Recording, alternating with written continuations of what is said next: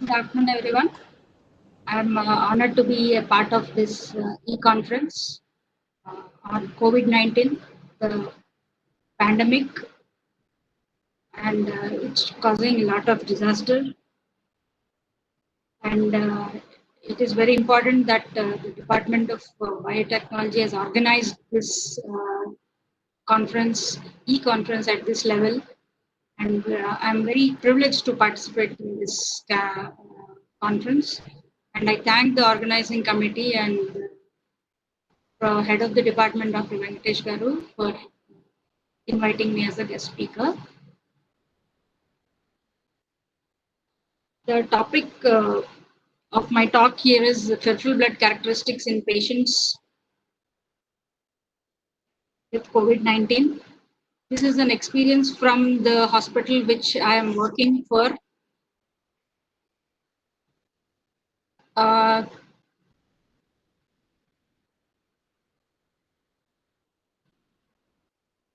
I'm a faculty of pathology, so we are mostly involved in diagnostic services. So, but for now, we are even doing ward duties and also OP duties because the load of COVID patients is very high in the present week, and since the last 15 days, it's has increased a lot. So, apart from the diagnostic services to COVID patients, we are also involved in that patient care now. So, we are experienced from State COVID Hospital, Vijayawada. I wanted to present. And the government is spending a lot of money just to test for whether it is COVID positive or negative for each candidate.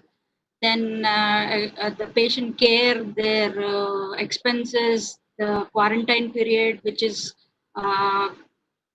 actually the government is bearing their all the food, the medicines and all this. They're spending a lot on each and every COVID patient.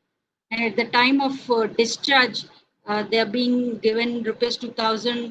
When a positive is becoming negative, they are provided ambulance to the house, and so many facilities the government is providing. And of course, when there is admission on COVID suspect or COVID positive patients, all routine blood investigations are done by default. Okay, so those routine blood investigations, we thought we will analyze and see that whether these routine blood characteristics will help in assessing which patient is going to become severe. Okay, so actually, I'll be covering my topic with this brief introduction, and we try to analyze the peripheral blood parameters of COVID patients, and then we try to study the morphology of the COVID affected leukocytes and platelets and all in the peripheral blood films, and we try to interpret our results, and finally summary. Coming to the introduction, as we all know, it's an ongoing pandemic of coronavirus disease. And this was as such on June 14th, 2020, we had about 3,20,000 cases in India. But today it is double the figure. And just 15 days, it became double. And even after 6 months of outbreak, actually COVID-19 lacks specific drugs and vaccine. They're still working on to which drug actually works, and with the bringing out a nice good vaccine for this COVID-19. So patients with majority of the patients were with the milder symptoms and they recover and there's good prognosis. But some very few people are becoming severe and very critical, and they are actually difficult to treat and they have high mortality. And therefore, it is very important to predict the progress of the disease, like which patient is going to become severe was an important task. So particular case is going to be serious and we have to take so many precautionary measures. Everything has to be decided. So previously, There were many studies which helped in clinical application of routine blood parameters in predicting the progress of various infectious diseases. So we also did one study late in 2018 where we tried to correlate the various platelet indices which was generated by automated blood cell counters of patients with shock, and we wanted to decide, we want to assess which particular patient is going to result in multiple organ failure defect. Okay, so this gave us a very positive result. We had a significant number, a significant result where based on the platelet indices which are done serially, we can assess which patient with shock is actually going to end up with MOTS. Okay, so with this background, we wanted to analyze the role of routine blood parameters in predicting the disease course in COVID-19 patients. Okay, so because we didn't want to do a very hi-fi investigation, spending a lot because government was already spending so much on COVID patients. So we thought routine blood parameters would really help in predicting the disease course. So for that, we designed a study with the aims that to analyze the routine peripheral blood parameters in patients with COVID-19, and then to study the morphological features of leukocytes in patients with COVID-19, then to compare these parameters between mild, moderate, and severely ill COVID-19 patients, and to analyze the efficacy of these routine peripheral blood characteristics in predicting the progress of the disease in COVID-19 patients. With these aims, we proceeded, and it was a retrospective study. We took the data from our laboratory records from 23rd March to 13th June, a period of 90 days approximately, and we took the clearance from our Institute Ethics Committee, and all the routine peripheral blood characteristics of the COVID-19 patients who were admitted in our hospital. The data were recorded, and a total of 10,087 samples were processed during this period of 90 days. And we actually processed all the COVID suspects and also COVID positive patients. And out of these 1087, we had only 155 samples of COVID-19 positive. And these COVID-19 positive patients were confirmed using real-time RT-PCR assay according to ICMR guidelines. And the remaining 932 were COVID suspects. All the 155 patients who were positive by RT-PCR, the clinician grouped them into mild, moderate, and severe groups based on the clinical data. And in these cases, in the present study, the age of the patient ranged from 10 to 89 years. And the maximum age of the patients was in the sixth decade, as you can see in the graph, accounting to 38.7%. Then the gender distribution, gender ratio was 1.2 to 1.2 to 1:1. Groups based on the clinical symptoms. This was done by the treating clinician, and majority of the cases were with mild symptoms and accounting to 76.8%, and moderate illness was were just 15.15%, and severe illness 7.8%. So our case, we had 12 cases actually to analyze the changes. So coming to the analysis of the routine peripheral blood parameters. So we divided the parameters among the mild, moderate, severe. So first was the routine hemoglobin estimation, less than 10 and more than 10 and less than 10. Almost all the patients were within normal limits, and severe cases at the time of admission itself, some 66% were anemic. Then coming to the total leukocyte count, when we take mild to moderate cases, the counts were almost within normal limits, but severe cases, they showed some changes, which I'll be telling. Then coming to the platelet counts, unlike other viral hemorrhagic fevers like dengue and all, COVID-19 cases, we did not find any quantitative defects in platelets. The platelet counts were almost normal, except for few cases which showed mild thrombocytopenias. That too not alarming, just like in dengue cases. But we definitely found some morphological changes. So coming to hemoglobin, the change which we studied in the present study, there's no significant change which we recorded in hemoglobin among different graves. However, severely ill patients were anemic on admission itself. Maybe because of anemia, the immunity level was not very good and they became severely ill. But that was not because of COVID causing anemia, but because of anemia, they were more prone to COVID. Suyusun et al. Recorded by another study where they recorded lower hemoglobin percentage in patients with COVID-19 on admission. So, what could be the reason that hemoglobin percentage is low in severely ill patients? They have described that increased inflammatory factors may decrease erythropoiesis, right, and also can increase the destruction of RBC. So that intense inflammatory storm may cause a decrease in erythropoiesis. That could be a reason of anemia. But in our case, we didn't do a serial hemoglobin estimation, so we are not sure whether hemoglobin went down or not. Then the total leukocyte count. In majority of the patients who were grouped as mild and moderate categories, the leukocyte counts were within normal limits. And in 21% of patients with moderate symptoms and 40% of severely ill patients, there were low leukocyte counts. Counts were low in significant number of cases. And in 58% of severely ill patients, there was elevated WBC count.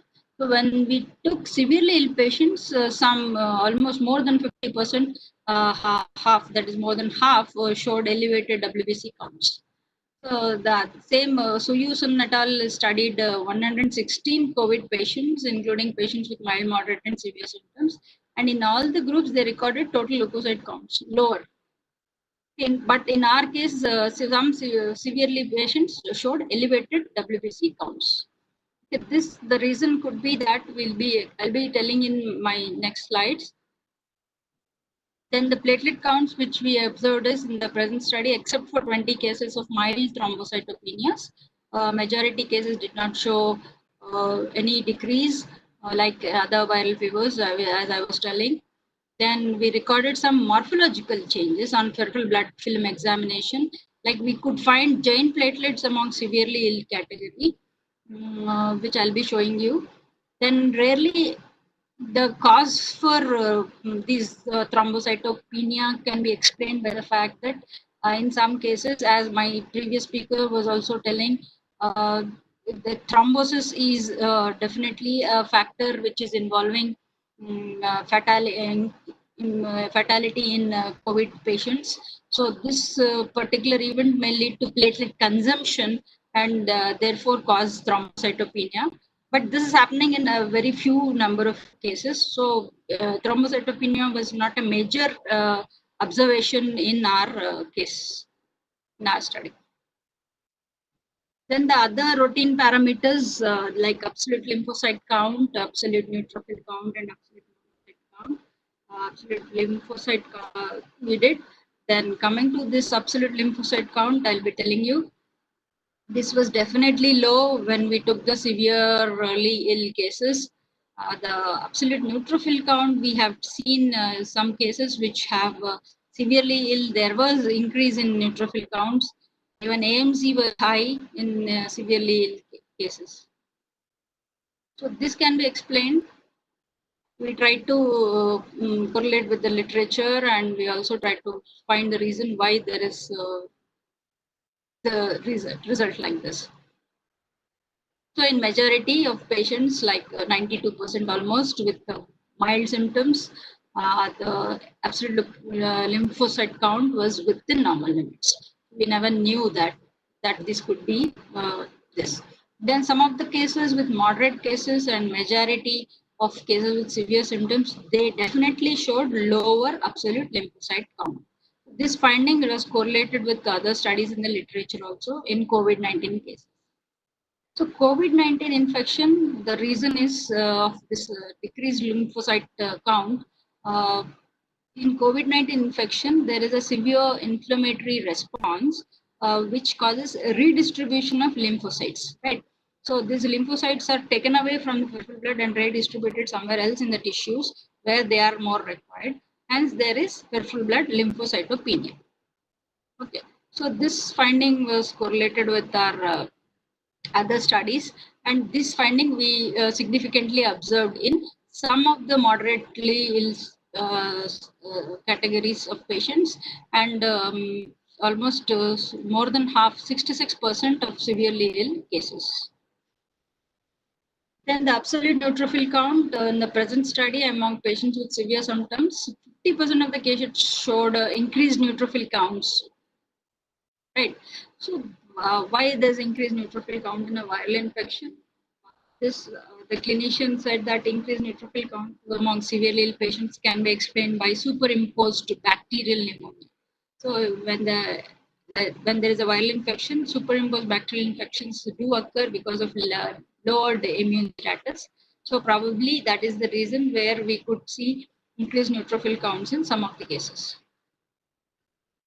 Then, of course, coming to the absolute, this AMC is absolute monocyte count, and 92% of severely ill patients showed increased monocytes. Then, as the patient became severe, the monocyte counts were increasing. Then, coming to absolute eosinophil count, consistently, almost all the cases we recorded decreased eosinophil counts among all the groups, the mild, moderate, severe. We recorded eosinopenia. This also is consistent with the literature. This is the same graphical representation of the same values of ALC, ANC, MC. So those were our findings. Then we try to interpret our data. So there were 12 cases of severe illness in the present study. The total leukocyte and neutrophil counts in severely ill cases were higher than those of mild and moderate group. The lymphocyte count in severe illness group was low, but it was normal within mild and moderate cases. Then monocyte count showed was high, increasing in especially in the severely ill cases. And the hemoglobin concentration, though we were not very sure whether COVID is actually causing decreased hemoglobin levels, they were low in severely ill cases. Then the interesting part of our finding was when we were doing peripheral blood examination, we could find some specific changes in the peripheral blood film. The changes which we observed in the neutrophils were these changes we could observe only in severely ill cases, right? And very few moderately ill cases. Mild cases all were within normal. There's no leukocyte changes and all. So consistently, the neutrophils were hypolobated. The nuclei of the neutrophils were hypolobated. This was a consistent finding in all severely ill cases. And there was a coarse granular cytoplasm. And some cases we found ring nuclei. And in some studies, these ring nuclei were described as COVID nuclei. Aminder Singh et al. They presented a case of severely ill COVID-19 case where they described these ring nuclei as COVID nuclei. Okay, this also we found in certain cases. Then the morphological changes, more in neutrophils. There was elongated nucleoplasm, right? So these are the lobes of the neutrophils.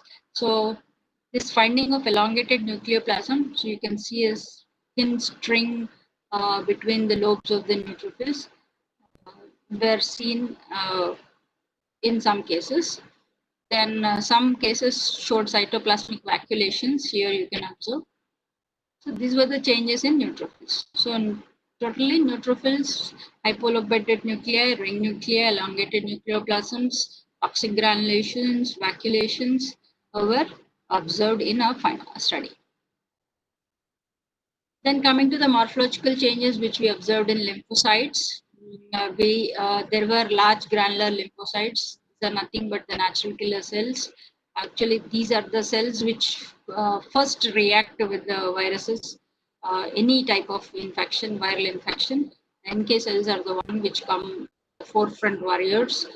So, many cases we could find large granular lymphocytes like this. Then other changes which we found were round to indented nuclei, cytoplasmic pod formation. This is a cytoplasmic pod formation here. Then abundant pale cytoplasm. Normally, a lymphocyte has a thin rim of blue cytoplasm. Here, abundant pale cytoplasm. These are virocytes, which this particular finding we find in other types of viral infections also. Then this I told you it's an NK cell, and the indented nuclei and abundant cytoplasm. We call them atypical lymphocytes. So lymphocytes showed, apart from the quantitatively less in number, morphologically also we could find some changes in.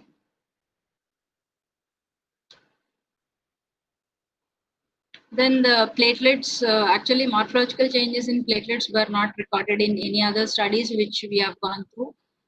Majority of the cases there we could find giant platelets like this. The giant platelet is almost the size of the RBC. Here you can see this is the normal RBC here adjacent, and the platelet is also almost to the size of this RBC, that is around 7 microns. Normally platelets are just 2 to 4 microns. So these are the normal platelets you can see here. Right, these are just 2 to 4 microns, but we were able to see giant platelets in many severely ill cases. Then some degenerating cells, this apoptotic cell where their nucleus is fragmented, and some degenerate. This is a degenerating lymphocyte which we could see in two or three cases like this. So that was about the morphological changes which we observed among these severely ill and a few moderately ill COVID positive patients. Then among COVID suspects, when we were doing the routine blood examination, some cases we recorded Plasmodium vivax malaria also. Actually, they were negative for COVID on RT-PCR. And also we recorded one case of acute leukemia in a male child of 12 years. He was COVID positive. And therefore, I wanted to present a slide on COVID-19 pandemic in malaria endemic areas. India is endemic area for malaria. We all know that. And malaria shares highly recognizable symptoms with COVID-19, such as fever, difficulty in breathing, fatigue, and headaches of acute onset. Thus, a malaria case may be misclassified as COVID-19 when symptoms alone are used to define a case during emergency. So many are, whenever our healthcare volunteers go for home visits, and they are doing survey. So a fever case can be uh, taken up as COVID suspect. So we have to be sensitized that malaria and COVID-19 co-infection do occur, and untreated malaria can cause community infections, and there is a need for enhanced sensitization on the potential that these cases should not be misclassified, and that malaria COVID-19 co-infection do occur. Okay, so how to overcome this? So both are dangerous. So both can cause community transmission, and both are life threatening. Okay, so this can be overcome by performing rapid tests for malaria also, as they screen for COVID-19. So rapid tests for malaria are more easily available when compared to COVID-19. So every fever case, whenever we are suspecting the malaria, should not be ignored, especially because ours is a malaria endemic area. So that's because some patients may be lost if they are declared COVID negative, while in fact they may be malaria positive. And so we have to reorganize our laboratory services wherever we are testing for COVID-19, and we have to do malaria test kit also. And this actually reorganization of lab services have used very useful approach when tuberculosis HIV collaborative activities were performed. So we have to learn from what we have done in the fruitful uh, activities of previous collaborations. So such experiences should be utilized, especially in a pandemic where everything is new. We have to take the experience from our previous studies. Then to summarize, though our data is limited and we have a sample size of 155 cases, and out of which only 12 were severely ill, and the data is also acquired retrospectively. Clinical data available was limited because it was just recorded from the archives. So these are the limitations. However, our data really provides important inferences on significant analysis of routine peripheral blood parameters without any extra cost. These routine peripheral parameters really help us in prognosticating which case would be becoming a severe case. So COVID-19 will cause abnormalities in routine peripheral blood parameters, the decrease in lymphocytes and increase in NLR ratio, that is neutrophil lymphocyte ratio, are the most obvious abnormalities which are related to the severity of the disease and clinical classification. And the lower count and delay in increase in eosinophils can be signs of poor outcome. There's an important point which we noticed, and there is dynamic surveillance of this peripheral blood system, especially eosinophils, is helpful in predicting severe COVID-19 cases. So peripheral blood characteristics very cost effective and very helpful in patient surveillance. These are some of my references, and I thank our professor and head of the department, Dr. Sahil Balagaru, our professor, Dr. P. Ramareddy Garu, my postgraduates Niharika, Ramya Shruti, and my technical staff. Thank you for patient listening, and thank you for giving me this opportunity.